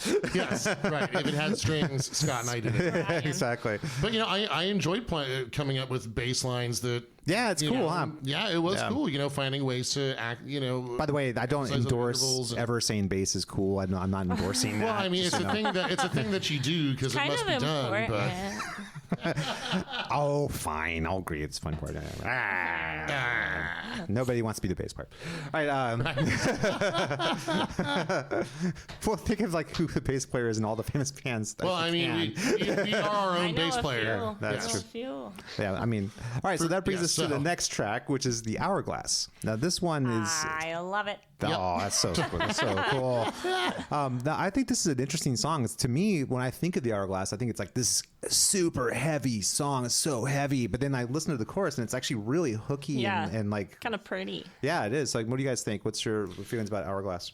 Again, I'm gonna give the praise to Judith because she gets all the way. Don't die. I'm sorry. Scott's really offended just that you choking on didn't say coffee, Scott. It's like, fuck you. That is not a okay? comment or anything. That's just literally me not knowing how to drink coffee. We just had the classic spitting coffee. the spitting coffee double take. What? Jude is good. I will say, I agree 100% with Ryan. Jude's vocals make this what it is. So I agree. I'm kidding. Yeah. I'm just teasing. Dude, are you No, okay? I like this song so much. I think this song, I don't know if you meant to do it, but because again, I don't know what order you wrote it all in, but it has so many nods to previous songs on the album, like in its own way, that it really fits in like a nice little puzzle piece. I did. Did you? I was remember. asking. Maybe, I don't know. It's like I can't remember. So now, for those, So I know that my thinking. I don't on know this, if you meant to, but it works so well. Can you think of an example? I'm trying to think. Like, what was it? I want to look at the lyrics. Okay. I'm so bad so at that. well, there's this is a good time to mention. I mean, I that. wrote the lyrics. I should actually know this, but I can't. So this is a good time to point out for everyone who purchases Aegis merchandise that the X in our logo is always a stylized hourglass. Exactly. So this song is going to become like our go-to anthems Yeah, for so that. so this song, I think the message of this song, and I think the message of this band and this album. That's right. This is the one that I had to rewrite the opening lyric and have it posted in my little recording Wait, booth. did this Isn't that right there? Yeah. Silence your mind instead of quiet your mind. This one didn't say hamster also. No, It was no. This so is there the it one is. that, like, in my written lyrics, it had one thing, but you guys decided you liked the other way, and I just couldn't fix it. I so, know. That's so funny. But no, this is the one that I think is like a sister song to Focus. I don't know. It has a very similar, like, you just have to center yourself. Your time is coming. It's okay. Like, kind of I don't know. It's patience with drive. Yeah. And I like it a lot. Well, I think also like recognizing that, there's no reason to hold back because there's only so much time. You can't whistle past the hourglass. You only have so much time. So to pretend that you want to be something you're not, or to live a life you don't want to like live. Now it's time to Life's just too do short. it. Yeah, life's too short to do something you don't want to be doing. That's basically the message of the song. And The clock is ticking. We're all going to be dead soon. So make it count. How many good summers do you have left? yeah, exactly. Well, that's really Right. true. But that's Sure. it's funny. That's a cliche, but it's true. And I Yeah. think people so often like just how many people do you know who are doing something that they don't want to be doing, Or how many people Mm-hmm. do I know are now people I knew because they're dead? yeah, it's true. Sorry to get all heavy. everybody, Sadly, that happens but- more as you get older too. I mean, Yeah. like, Well, yeah, totally. And it's Yeah. just, I don't know. I That's don't want why to waste any time. This song is just kind of very much, which I like that the hourglass is in our logo, because I feel like this song sums up what the whole album is saying in a little bit more assertive way, where it's like previously in the album it was like, okay, step out of your shadow lock. Yeah. Now do the thing, we're rising into it. Then Yeah. it's like, okay, now we're jumping into the fray. is this the one And- where I worked the Latin in there? Is this the she has Yes. some? Yeah. Okay. Yeah. Yeah. That was like Jude is a boss. She's saying Latin. Well, Come on. I mean, already knew how to sing Latin. I was an opera singer. There you go.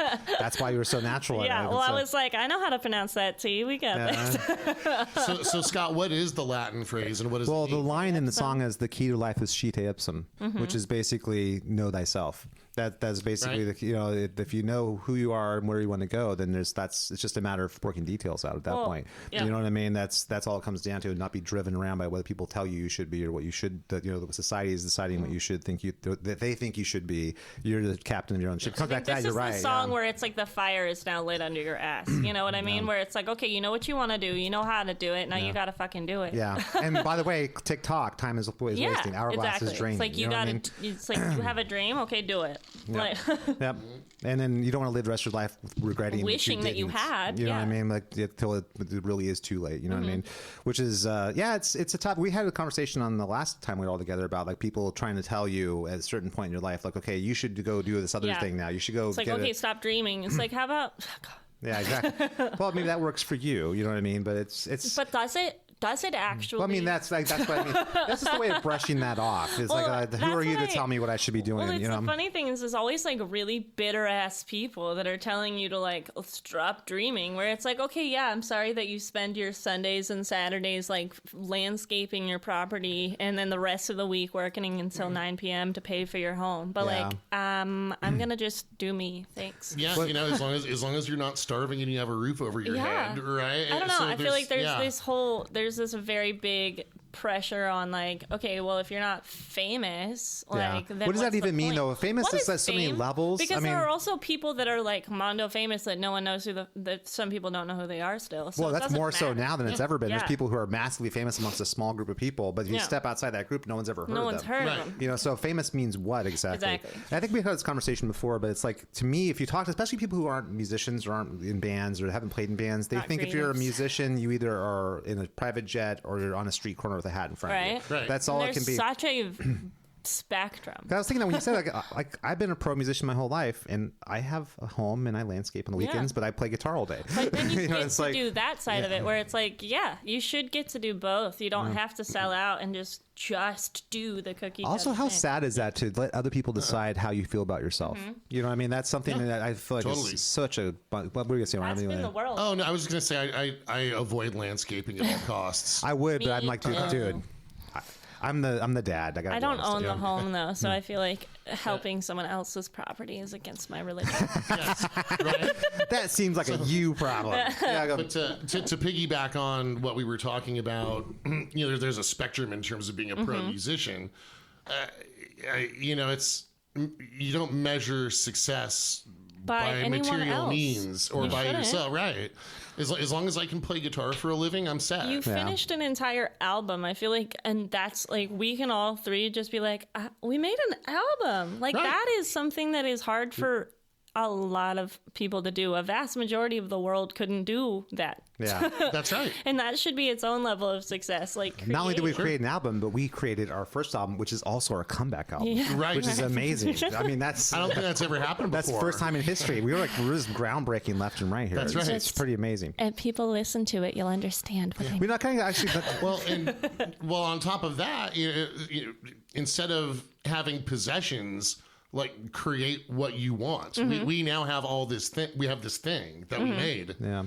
Till the day I die, I'll be Well, able to and that's listen all to it, that and so it's its own Creating reward. art is for. It's just share your art. Like, I don't know. I get that's why people want to be famous, is because they think that if they're not sharing it with the entire fucking world, then they're not sharing it enough. But like, Well, especially it out there. that's something that only a very, very small group of people ever get to do, is to have like there's only so many Taylor Swifts in the world. You know what I mean? That doesn't exist it's not that doesn't happen. And I like Taylor Swift. I'm not going to trash Taylor Swift, but Taylor Swift is great. the Now, level of fame that she's acquired is it's- something that it's it's next almost to impossible. you I know? will say there are too many Kardashians Yes. and too many people that are fans of Kardashians. Yes. well, there are famous people who shouldn't be famous. Well, famous for being famous. Right. Yeah. That I think is problematic. Yes, I That's agree. also not getting in our way. But you know what, though? It's funny. That actually ties in No. what we were talking about before. There's so many people who are living such shitty lives that they chose for themselves because they wanted to be safe. They look at the Kardashians as like an escape. Like, oh, I could live vicariously through these people. Yeah. Yet they you know. judge people who are trying to make them. Well, it's because it's easy to sit on the sidelines. If you've ever heard the "Man in the Arena" quote from Teddy Roosevelt, it's so true. In fact, that's sitting in my stairwell at my house. That's printed out on the wall. Share with us the quote. Oh, I don't know it by heart, but basically it's Paraphrase. here. I'll pull it up. Yeah. Oh man. If only there were a device. If only there Okay, was a so while device. Scott's looking this up, I'll continue to bloviate about. No, I think what we should do is just sit in silence. Ooh. Sit here and then just, exactly. like disturb. Your call is very important to us. Please continue to stand by, and one of our representatives will be with you shortly. Did you know that So- you can convert your house's value into money that you can do things with right now?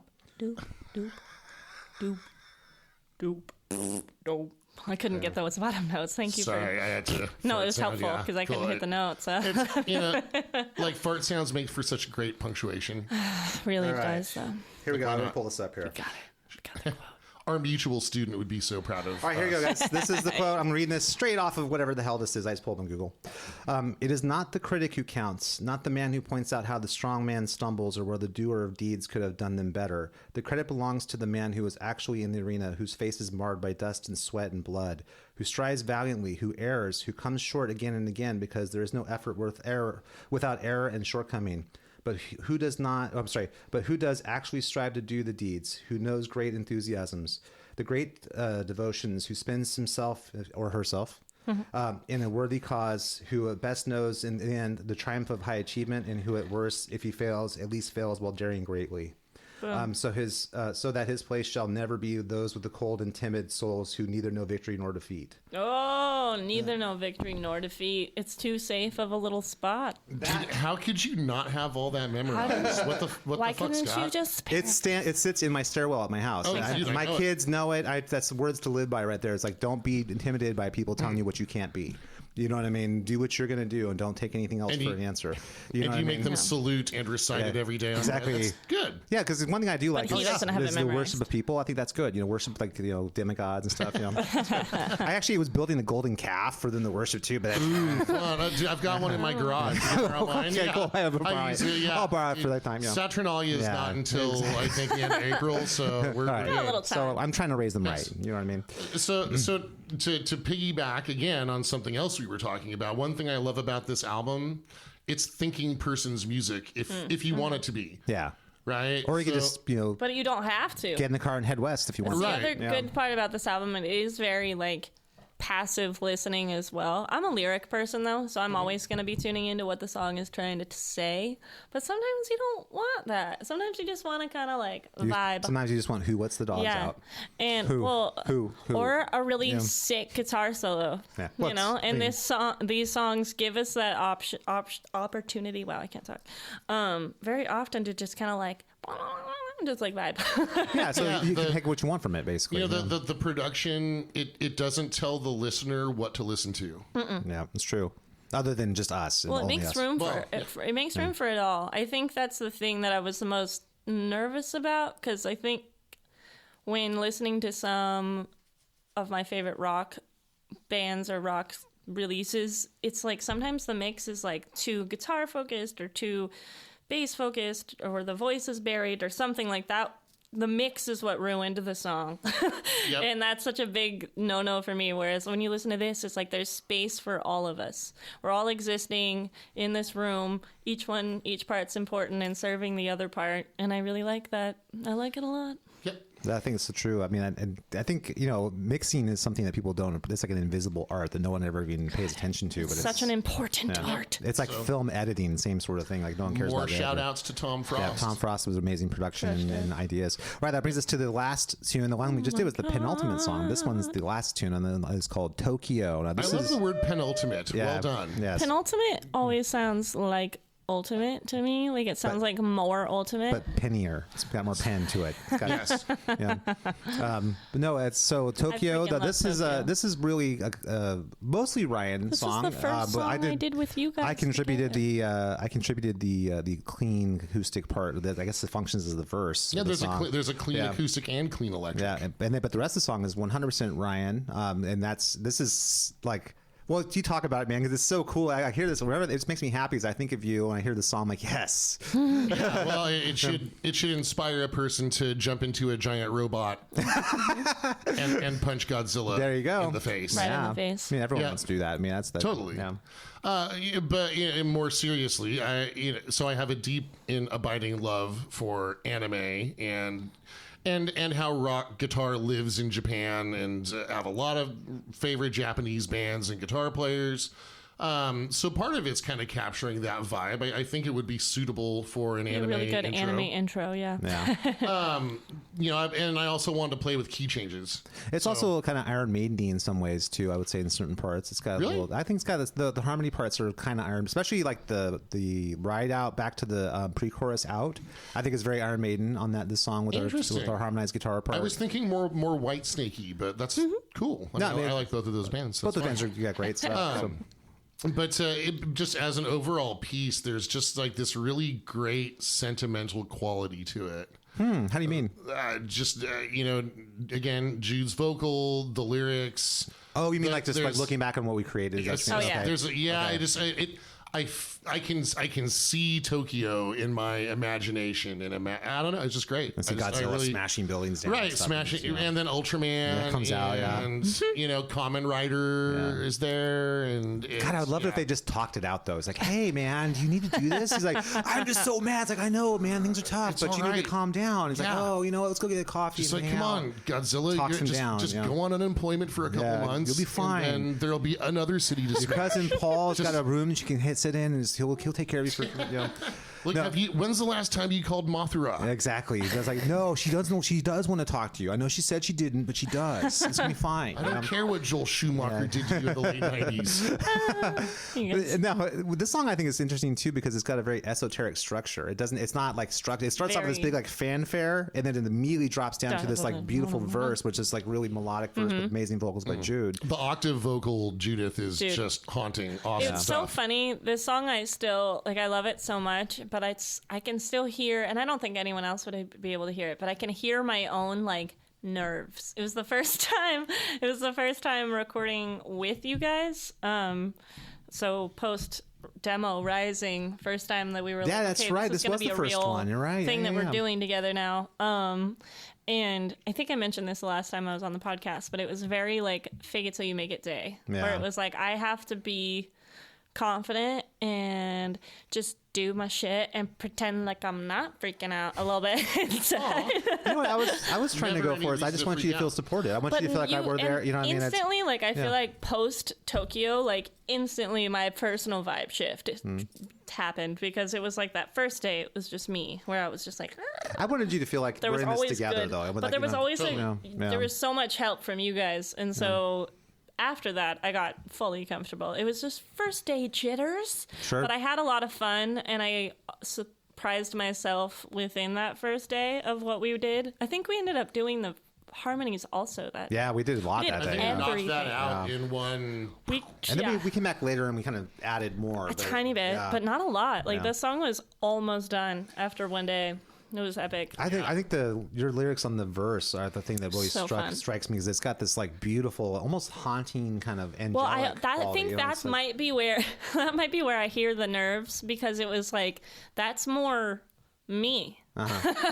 And that's a little bit more like the singing world that I come from, where it's a little softer, more melodic, more ballady. It's angelic, I would say. And I mean, but I have like opera, musical theater background, and I love singing ballads, so it really was hard for me to edge up that spot, so I just decided not to. Yeah, which is a perfect decision for that part. I mean, and then it got edgy later, and then you got to do that.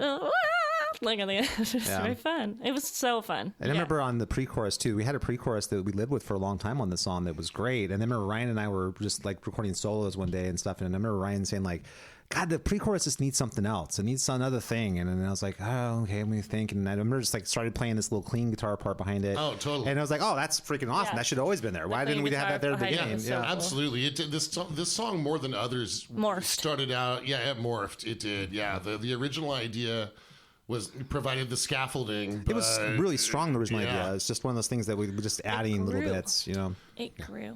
Yes, it did. Yeah. And I remember the solo section was really cool. I remember it was really... I think this might be one of my favorite solos you do on the whole. I think the solo on Tokyo that you do and the solo on Drop Call are my two favorite solos you do on the whole record. And I remember the solo on this one, and that's so cool. And then I remember it was so cool that when I did my solo following after yours, I wanted to go in a completely different direction just to kind of honor that. I was like, okay, I'm not going to pick up that. I'm not going to copy it at all. I'm going to do something totally different just to kind of take this other vibe, which gets that really cool sort of like twin guitar, like going in different directions, like Jeff Watson, Brad Gillis sort of thing. Right. They're totally different. Well, and then the harmony, we tracked that together simultaneously. In real time, which you hear on the album. We did that live together. Right. That wasn't separate takes. That was press play and we played. That's so hard to do. It was so funny. So cool. Well, then I remember thinking we actually kind of worked that whole part out, kind of figuring that out together, like what that part was going to be and stuff. That's right. And that was pretty cool. And that was early in the process too. That was one of the first songs we were doing that with even, you know. And then once we got the pre-chorus and then your vocals with the harmony, I remember thinking, I love how it comes out of the solo section and then immediately just lifts. Woo! It's like it just flies. You know what I mean? Jump. And it just jumps even further. The chorus just even takes it even further. You know what I mean? And I remember fighting with Tom on the two things on this because Tom, for whatever reason, when he mixed the clean guitars in the pre-chorus really low.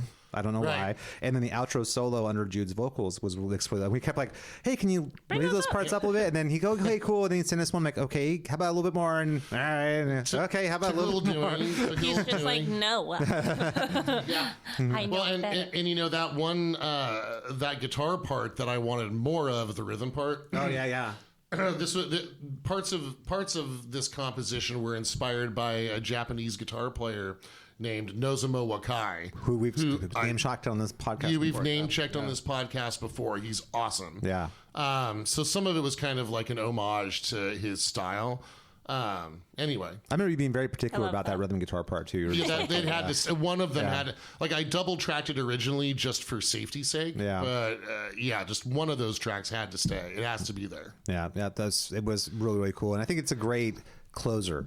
Although what's funny is I feel like that song could be a single too. Because, totally. For sure could. Yeah, but it's. I think the only thing that makes me nervous about that being a single would be that it's like so not It's really typical different. Construction. It you know is what really I mean? different than the rest of the album, which is maybe the only reason, because it's not as big of like a snapshot like Not My Kind is, where it's like Not My Kind is giving you a really good sample of like what you could expect, whereas Tokyo was very different. Yeah, and then but it's got like I think once you get into the like the verse and the pre-chorus, it's just like really catchy and really big. You know what I mean?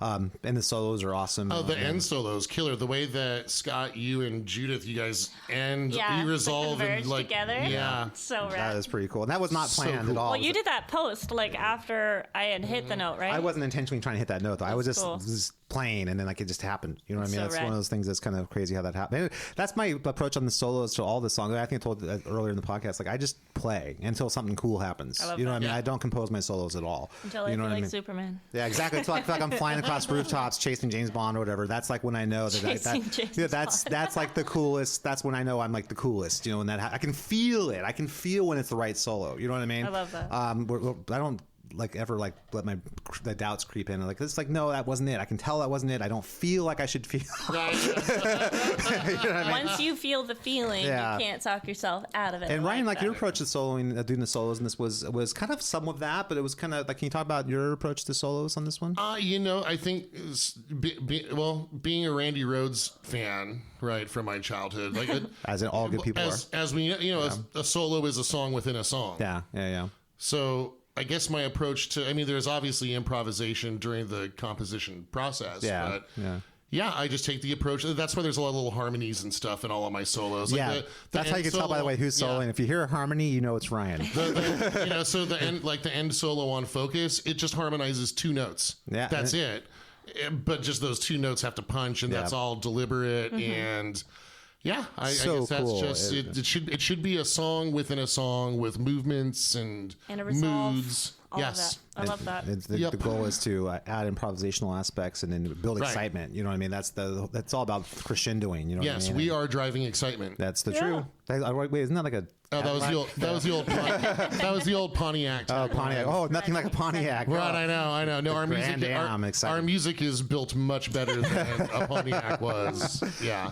All right, so that's the last tune on the record. I can't tell you how much fun it's been to do this album with you guys and share creativity with that, and it's I'm so proud of it. It's been a blast. It's funny we're talking about putting out records. This will be.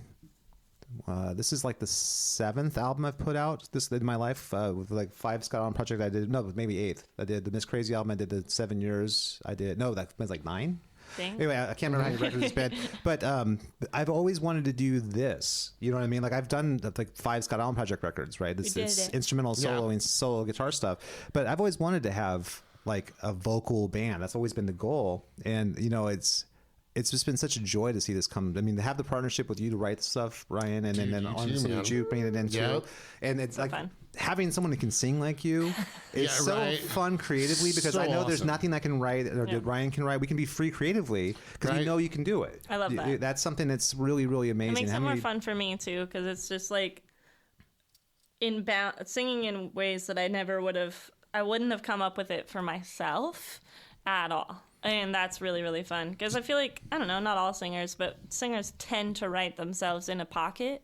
When you say that, you mean like melodically? Or you mean lyrically? Well, or even in a range pocket where it's like, I'm not going to exceed or go below this area because this is where I'm comfy and I sound really good. But like I had to be like very far outside of what my normal pocket is multiple times. And that's way more fun. Yeah. And ironically, most of the time that was like low register singing. Yeah. It wasn't the high register stuff that was It's the low stuff that was like, holy Holy crap! Yeah. Which is so funny. I remember this. We struggled with that because of the compression. Like when you go low, for whatever reason, it's harder to get power behind air it. Flow. Yeah. I mean, and I could go on the vocal science of that like all day, like a nerd. But yeah, it's just.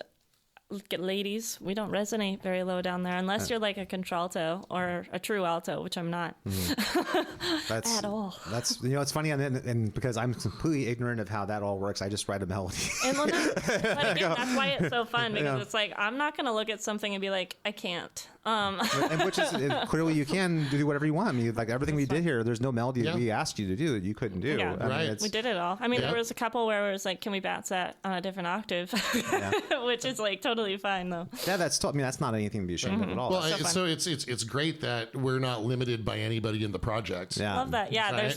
there's not a handicap. Nope. And if anybody so nice, is wondering, is there going to be more Aegis albums? The answer is yes. Yep. And we've already got seeds planted. Ryan just played this one this morning. It's awesome. We're going to make into a killer song. And I can't believe he just played it in a day. And we have a few left over that we didn't get to for this album. They're going to be already kind of the starting points for the next one. There's enough material for another release, and we'll produce it faster now that the Avengers have assembled. That's true. I just got to say, in terms of gauging one's success in life, I get to hang out with my friends and make awesome music and make new friends and forge new relationships and break boundaries and totally. Yeah, I'm so excited for this to reach the public. I think that I'm always whenever you're an artist and you're going to release something, you always have to brace yourself for what's going to be the reaction. Is it going to be but I'm just so proud of it. I can't imagine somebody listening to this. I mean, somebody out there is going to crap on it. There's going to be enough people. But there's going to be enough people who like it that it doesn't matter if there's someone who doesn't. Well, I just hope it finds the ears of people who are like us and appreciate the positivity, and it's all constructive. And it's music that it's not going to take a lot of effort to like. I think you know what I mean. It's not. It's not an acquired taste. You're going to like it probably. Exactly. So I think that's exactly right. And I just thank you guys so much for listening, and hopefully everyone enjoys it. We will have the website up here. By the time you read this, it will be up. So you can go check it out. It will most likely be Aegis.com. And you guys can hear clips from all these songs if you haven't heard the record yet. And you can see awesome pictures of us and see the band bio and get merchandise links and stuff like that. And you can contact us to take vocal or guitar lessons. Yep. You can do that through the website. So to inquire if you are so inclined. And by the way, this is something that we can do virtually. You don't have to be in the Northern California area to do that. You could be in wherever, Tahiti. You could be in Athens. The farthest student I ever had lived in Trinidad, Tobago. Nice. Oh wow.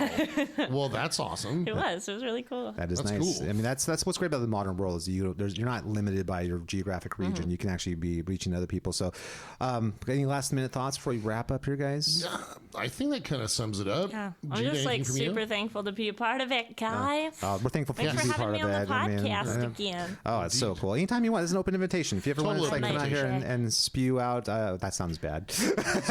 Whatever. I'll just spew at you. So that takes us back to Saturn 3. Okay, so eventually the robot murders Harvey Keitel, otherwise known as the greatest movie ever made. Right, and he spews blood everywhere. Yeah, there you go. That sounds super rad. The robot does? He has blood? Well, he does actually. There's fluidic injection. So it's not really. He's got red and blue wires with fluid. So yeah, there is a scene in the movie about that. Maybe that's the next iPhone. They can start incorporating that. The iPhone 25 or whatever it is. Bleeding. It's going to have like injections of human fluids. Whatever. It's like can't see any problems with that at all. It's like anyway. We had to completely go in a weird conversation spot. So all right, guys, thank you so much for listening.